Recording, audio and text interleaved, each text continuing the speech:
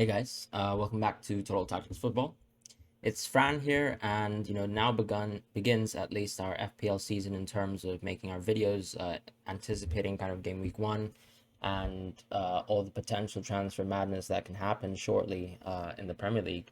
But in reality, this video is going to be about differentials and mostly looking at historical assets, I think, as well as some assets that we project to do well this year, despite not having a great historical performance in the previous year for different circumstances. And the whole point of the video in reality is to look at players who have less than 10% ownership, and that's kind of our kind of definition for differential for the purposes of this video.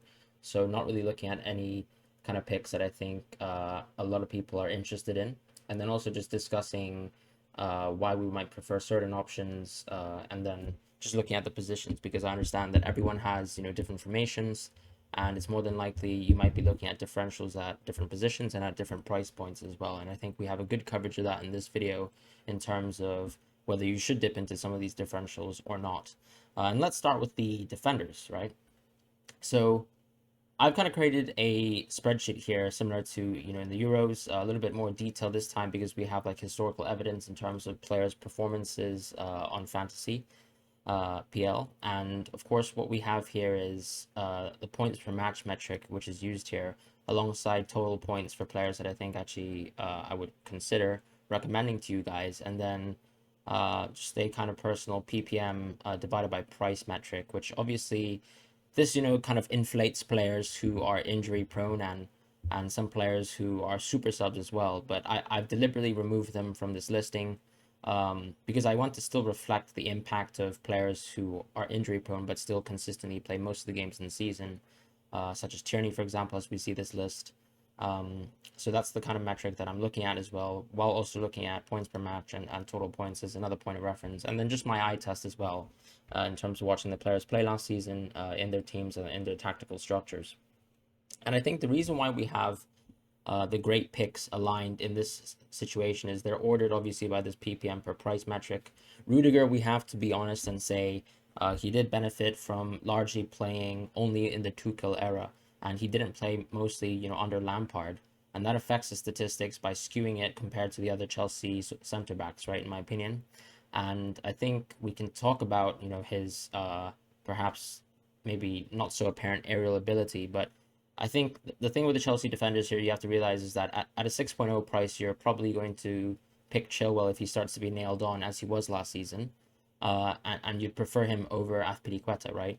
So at a 6.0 price, you'd probably want to look at Chilwell, who is already high in ownership. But if you want to kind of reduce your price in terms of getting a Chelsea defender, then at 5.5, we're really talking about Thiago Silva and Rudiger. So Thiago Silva is someone I've had as injured slash avoid. The reason why I would avoid Thiago Silva is because I expect Chelsea to have a good season throughout most of the year, and I think one of these Chelsea defenders, if you're going for a centre back, it should be a set and forget player ideally, right? Someone like Diaz, for example, for Man City, who represents the same kind of ideology, in my opinion. Um, and for that reason, I think because Rudiger is probably going to be playing more games, especially in the Premier League, whereas Thiago Silva is probably going to be rested for more important games, potentially in the Champions League at times, I think Rudiger makes more sense a little bit. And then, whilst he might miss out a little bit in the aerial dominance, we do know Rudiger is also capable of sending some very great long balls, which he does attempt for Chelsea often, which makes him an interesting pick for me.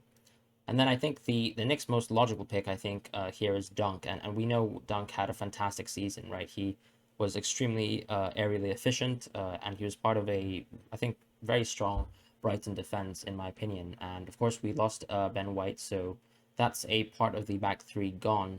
But I think what Dunk brings to the table is one of the few centre backs who is a consistent aerial threat and is honestly nailed on, and also doesn't really face too many injury issues. And for that reason, I really do like Dunk. A lot of people have Lamptey, so this is a situation where I think if you don't have Sanchez, it makes sense at times to potentially double up on the Brighton defense. But if you have Sanchez ready, then Dunk is probably one that you might miss out on, and that's very reasonable if you do. Now, I think the reason why I brought Llorente here as the kind of third option is, I mean, simply put, I think the comparison is going to be with Ayling at a 4.5 price point, right? And for me, Llorente is someone who was brought in, mid-season, and effectively started most of the games until I think the last two games of the season, where those were the only two games where he didn't play 90 minutes concurrently. And, when you look at actually Ayling's goal contribution last year, perhaps you could say he underperformed. I mean, he had 0 goals, 0 assists, right, compared to someone like Llorente, who actually managed to bag in a goal. But I think the nice thing is that so many people are going for Ayling at 4.5 price point. Perhaps at least you can get a little bit of a cheeky differential here with Llorente, who's also an aerial threat, in my opinion. Moving on, we have Tierney, and I think for many reasons, people have Tierney and even Ben White as options that they would like to look at for the Arsenal defense. Now, of course, Arsenal do have some rather rough first 3 weeks in terms of fixtures, with the exception to the game versus Brentford, and so I think it makes sense to move into Tierney in subsequent weeks, especially as we know the Arsenal defense is actually quite solid, I would say, um, at times in terms of being able to secure clean sheets. And whilst they do have off performances here and there, they were very solid last season in terms of overall points. And I think that that reflects very highly with this kind of PPM per pound metric, because a lot of the actual Arsenal players belong high on this kind of listing, but simply due to rotation, such as players like Holding, Chambers, and Bellerin, who all have their positions really in doubt due to transfers and also kind of impending transfer possibilities, it makes sense to go with Tierney here, and I think he makes a lot of sense. I put an asterisk over the next two players here, and I think the reason why is because we know that I think if these two players get to play in an attacking system, which we are still, I think, questionable about for Wolves, and with Telles, we know that that is the case for Man United.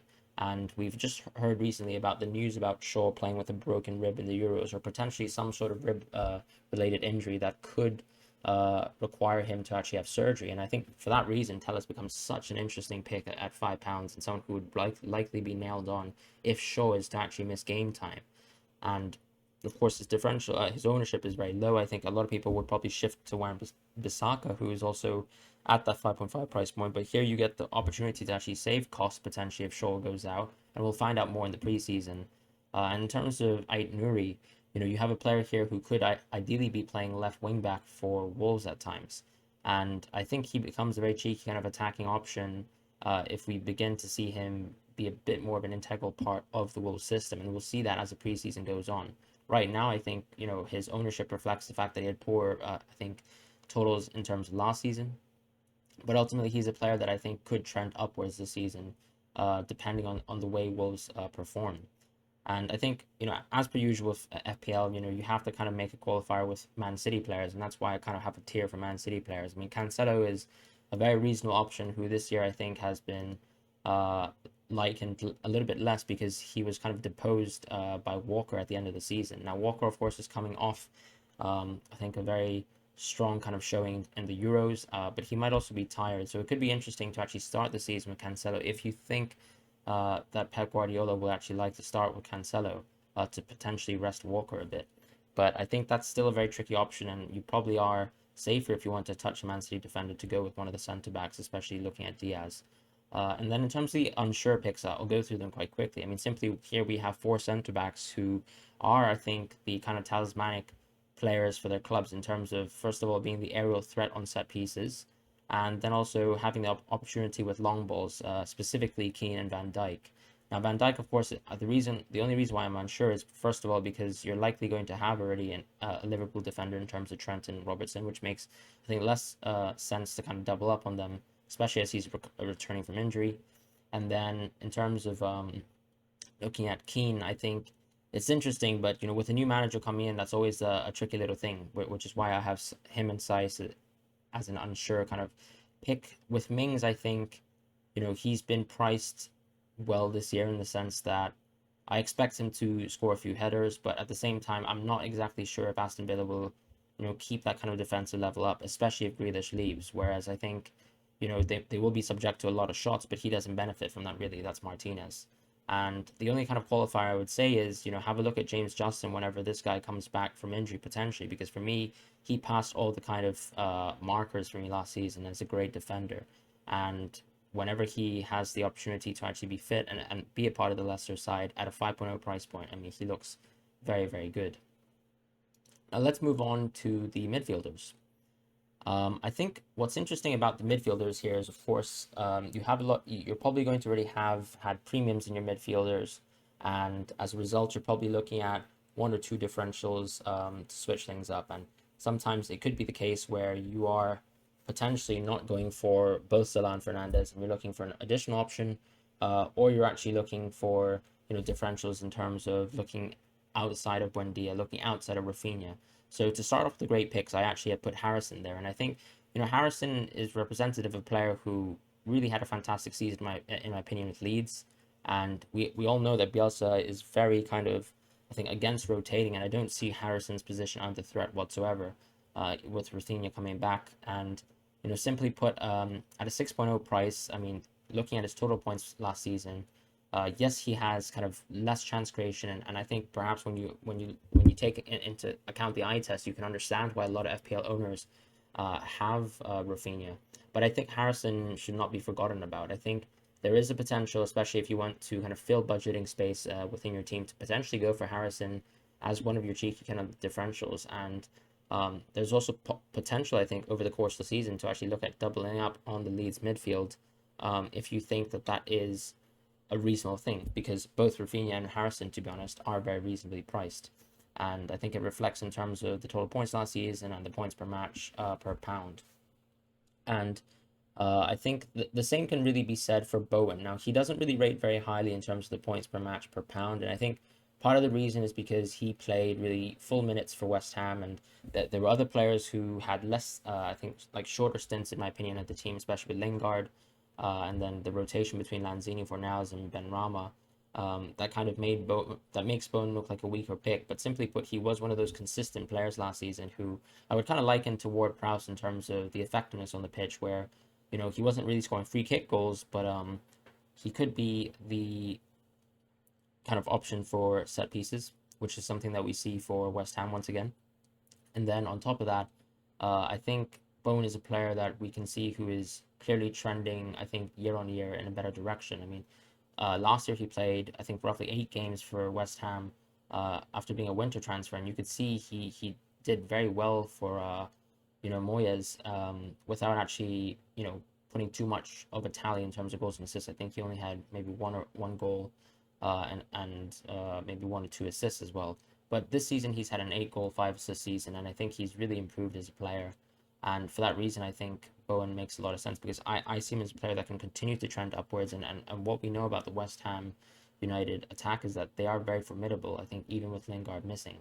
And he becomes, like, I think, a good differential to compare with, the likes of Saka and Buendia, especially when there are tougher fixtures. So you could even think about maybe starting the season with someone like Bowen, and then moving into Saka when you actually see that the Arsenal fixtures are favourable, which I think a lot of people might look at potentially, especially given his ownership is very low.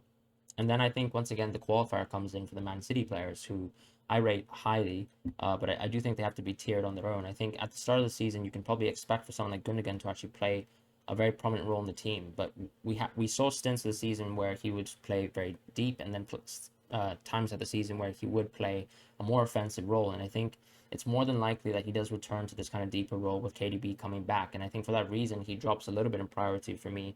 And it kind of gives the opportunity for someone like Mahrez to push ahead. Mahrez is interesting because I think a lot of people think that there's a rumor that he could be on penalties this year. And then on top of that, I think perhaps you could say the right wing position is a little bit more set in stone for him.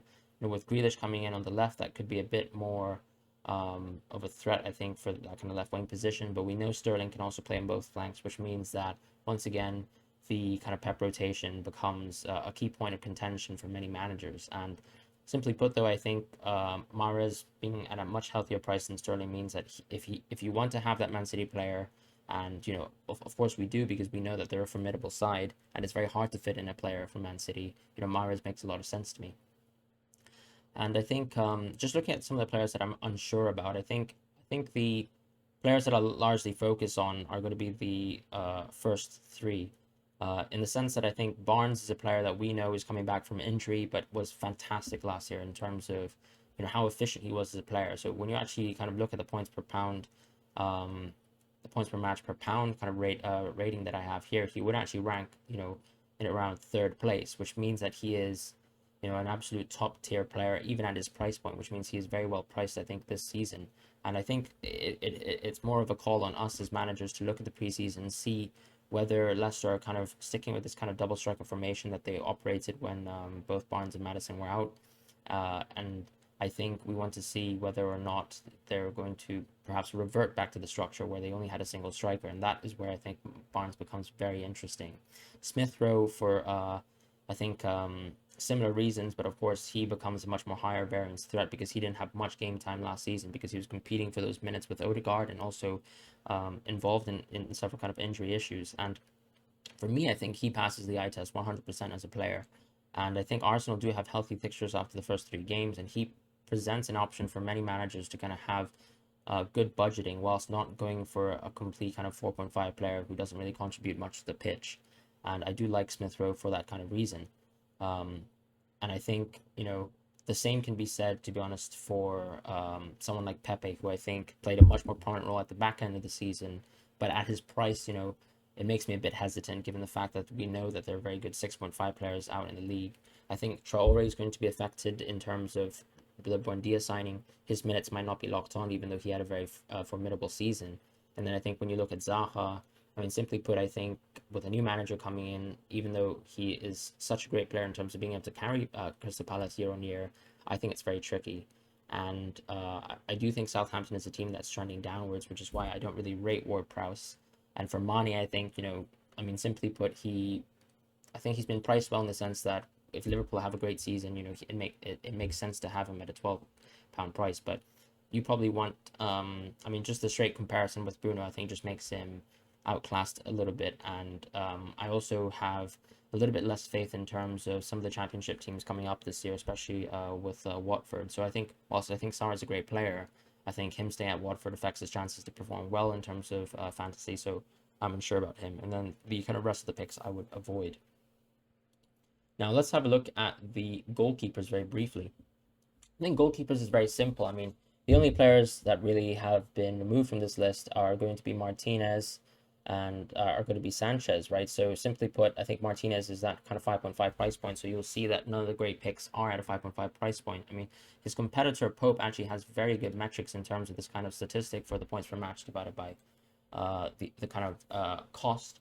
But simply put, I think Martinez dwarfs the entire league in this stat regardless. I think he's at around 0.89, which means that Meslier is actually at a price level, the only one who matches him in terms of that kind of value for money, whilst also kind of spending a little bit more of a premium in terms of keepers. Because a lot of people do like to go for that 4.5 keeper, but I think this is a season where it makes sense to actually have Meslier.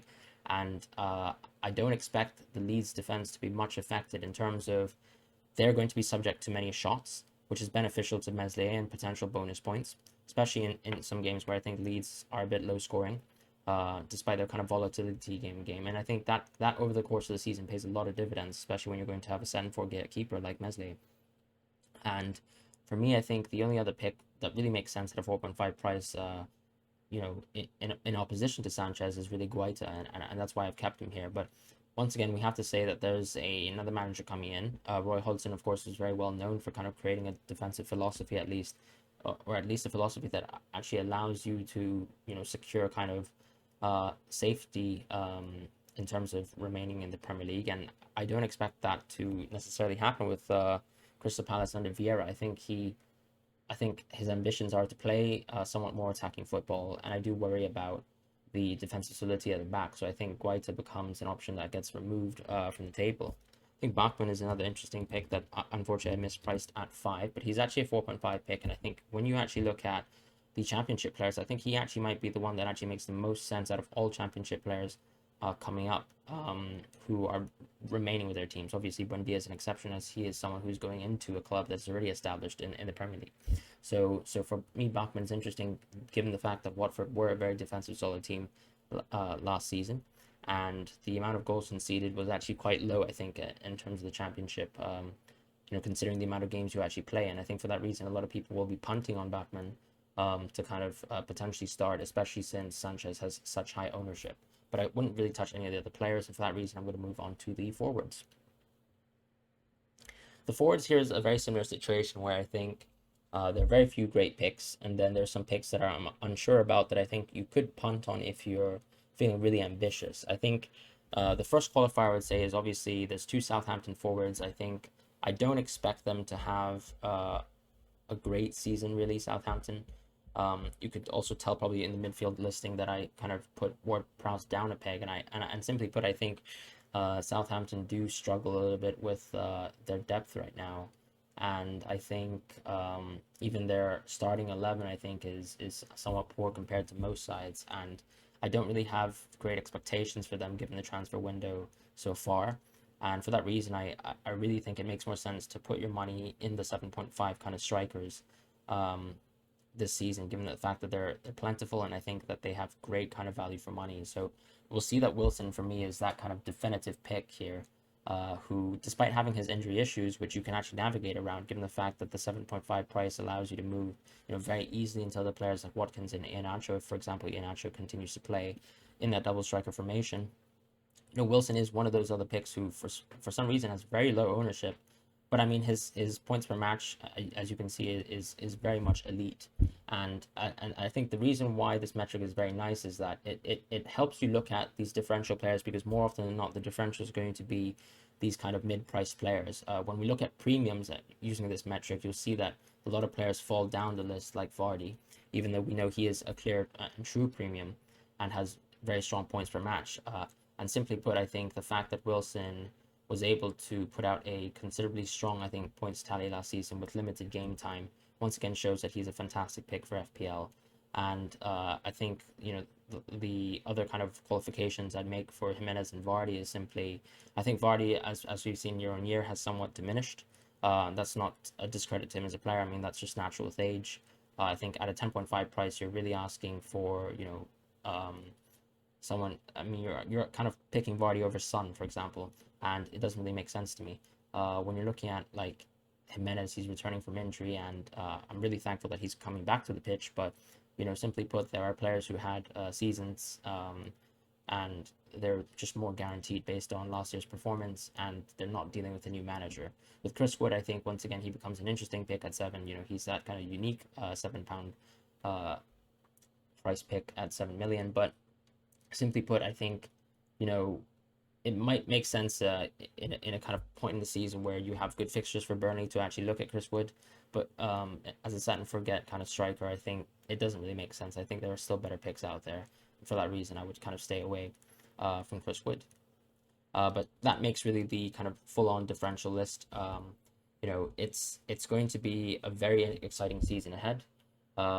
But I think it's worth actually looking at one or two differentials to kind of fit in your team to make sure that you don't have a very stock standard team that everyone has out there. A lot of people are templating teams with Sanchez and Foster, and then having these kind of 4.5 defenders with Fofana, with Ayling, with Lamptey even, and then having that being filled in with Robertson and Trent Alexander-Arnold and Shaw, and then kind of common picks like Buendia, Rafinha, etc., etc. And I think it's good to make sure that your full team doesn't reflect that kind of stock standard template, even though I think that is the core of your team and it should be the core of your team.